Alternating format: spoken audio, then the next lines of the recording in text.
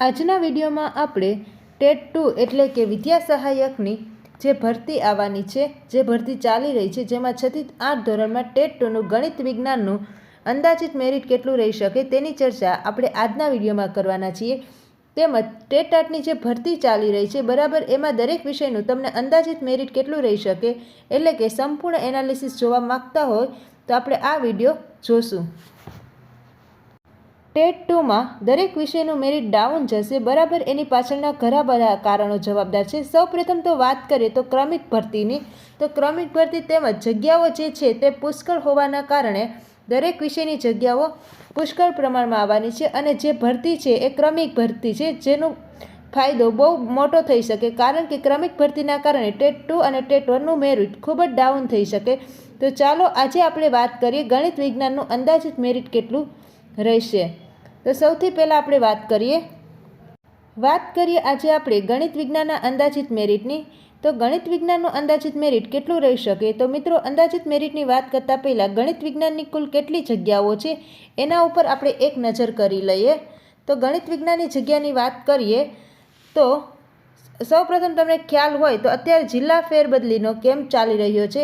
એ camp પૂર્ણ થશે એટલે આપણને દરેક વિષયની જગ્યાઓ જાહેર કરવામાં આવશે ટેટ 2 માટેની। તો એ જગ્યા ગણિત વિજ્ઞાનની અત્યારે 2674 જેટલી છે, એટલે કે એની મુજબ સંભવિત જગ્યા 2400ની આસપાસ આવી શકે। ગણિત વિજ્ઞાનની ટેટ 2માં સંભવિત જગ્યા કુલ કેટલી આવી શકે? તો કે 2400ની આસપાસ। ત્યારબાદ વાત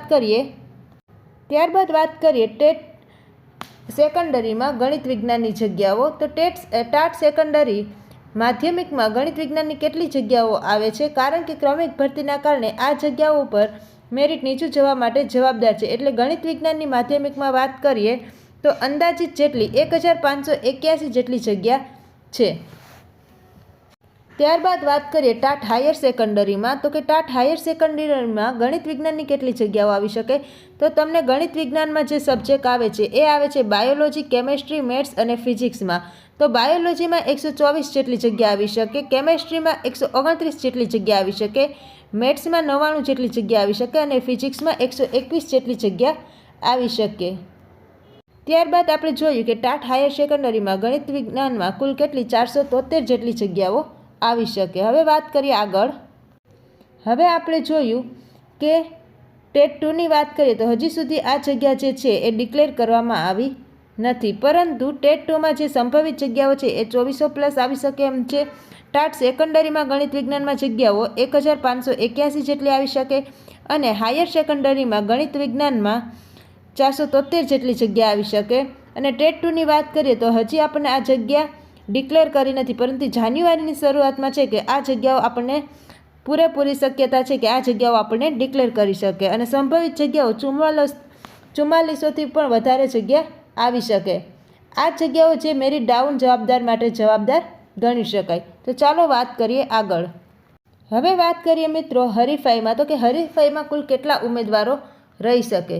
તો હરીફાઈમાં 2011થી કે 2022 સુધીના 68+ મેરિટ ધરાવતા કેટલા ઉમેદવારો છે? તો કે એટલા 3500+ જેટલા ઉમેદવારો છે અને જે લાસ્ટ ભરતી થઈ હતી એનું પણ જે મેરિટ હતું એ 68થી પણ નીચું રહ્યું હતું, એટલે કે 2023ની પરીક્ષા પહેલાં જે ઉમેદવારો છે એમાં ટાટ સેકન્ડરી અને ટાટ હાયર સેકન્ડરીમાં 1000+ જેટલા ઉમેદવારો છે।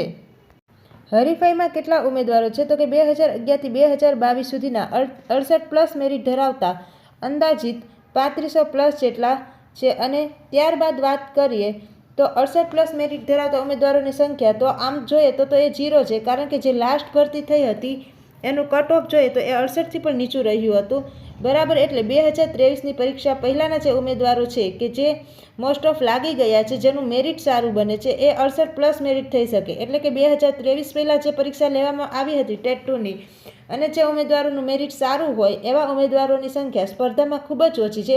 હવે વાત કરીએ 2023માં પાસ થયા હોય અને 68+ મેરિટ ધરાવતા હોય એવા ઉમેદવારોની, તો એની સંખ્યા કેટલી છે? તો એ સરળતાથી તમે જોઈ શકો તો 68+ મેરિટ ધરાવતા હોય એવી અને ઉમેદવારોની સંખ્યા અંદાજિત 3500+ છે અને ત્યારબાદ 3500+ છે જેમનું મેરિટ 68+ છે આ જે આંકડો છે જ્ઞાન સહાયકની જે ભરતી થઈ હતી એમાંથી 3536 જે ઉમેદવારોનો ક્રમ છે બરાબર એ ઉમેદવારોના મેરિટ અંદાજિત 68ની આસપાસ બનતું હતું. એટલે એવો અંદાજ કાઢ્યો છે કે 3500+ ઉમેદવારો એવા હોઈ શકે કે જેનું મેરિટ 68+ પણ હોઈ શકે. એટલે સરળતાથી તમે જોઈ શકો કે 68+ મેરિટ ધરાવતા હોય એવા ઉમેદવારોની હરીફાઈ 3500+ છે. એટલે કે 3500થી વધારે ઉમેદવાર એવા છે કે જેમનું મેરિટ સારું થાય છે, એટલે કે 68+ બને છે. હવે સૌપ્રથમ વાત કરીએ કે 68+ મેરિટ ધરાવતા ઉમેદવારો કેટલા બરાબર. તો આપણે હમણાં જોઈએ કે 68+ મેરિટ ધરાવતા ઉમેદવારોની અંદાજિત જગ્યા 3500+ હોઈ શકે. જે ક્રમિક ભરતી છે એનો મોટો ફાયદો શું છે તો કે ઘણા ઉમેદવારો એવા હોઈ શકે કે જેમને સેકન્ડરી અને હાઈ સેકન્ડરીમાં પણ સારું મેરિટ બનતું હોય અને ટેટ 2માં ગણિત વિજ્ઞાનમાં પણ સારું મેરિટ બનતું હોય. તો એવા આપણે ઉમેદવારો જોવા જોઈએ તો બરાબર આપણને 1000+ ઉમેદવારો હોય એવું છે અને ટેટ 2 અને ટાટમાં પણ સારું મેરિટ બનતું. એટલે જોબ ટાટમાં મળી જાય, માધ્યમિક અને ઉચ્ચતર માધ્યમિકમાં મળી જાય, જેથી કરી કોમ્પિટિશન ઓછી થાય બરાબર. તો એવા ઉમેદવારોની સંખ્યા 1000 જેટલા ઉમેદવારો આપણે એવું માની લઈએ એ માધ્યમિક અને ઉચ્ચતર માધ્યમિકમાં જોબ મેળવી લે, જેથી કરીને હરીફાઈમાં ઘટાડો થાય. તો હવે આપણે વાત કરીએ હરીફાઈમાં કેટલા ઉમેદવારો વચ્ચે રહી શકે. તો કે હરીફાઈમાં 2500+ જેટલા ઉમેદવારો હોઈ શકે કે જેમનું મેરિટ 68+ રહી શકે. હવે મિત્રો આપણે વાત કરવાના છીએ કે ટેટ 2માં ગણિત વિજ્ઞાનમાં અંદાજિત મેરિટ કેટલું રહી શકે. તો તમને હવે અંદાજ ખ્યાલ આવી જ ગયો હશે. તો જોઈએ આગળ. ગણિત વિજ્ઞાનનું અંદાજિત મેરિટ કેટલું રહી શકે એના માટે આપણે જે એનાલિસિસ કર્યું છે એના પર નજર કરીએ. 1% જેટલી સરેરાશ 450 ઉમેદવારો ગણીએ તો 73+ મેરિટ બનતું હોય એવા ઉમેદવારોની સંખ્યા જોઈએ તો 450 જેટલું છે. ત્યારબાદ 72+ મેરિટ બનતા ઉમેદવારો 450 જેટલા છે. 71+ મેરિટ ધરાવતા ઉમેદવારો 450 છે. 70+ મેરિટ ધરાવતા ઉમેદવારો 450 છે. 69+ મેરિટ ધરાવતા ઉમેદવારોની સંખ્યા 400+ છે, 450 છે. 68+ મેરિટ ધરાવતા ઉમેદવારોની સંખ્યા પણ 450 છે. એટલે કે 68+ મેરિટ ધરાવતા ઉમેદવારોની સંખ્યા 2600+ છે. ત્યારબાદ 68+ સંભવિત મેરિટ પણ રહી શકે. તો ટેટ 2નું અંદાજિત મેરિટ 68+ રહી શકે. મોટા ભાગે આ આંકડો અંદાજિત છે.